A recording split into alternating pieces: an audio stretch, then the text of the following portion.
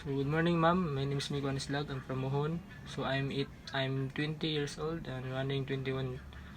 So my hobbies is sport like basketball, volleyball, and etc. So my favorite colors is red and gray and black.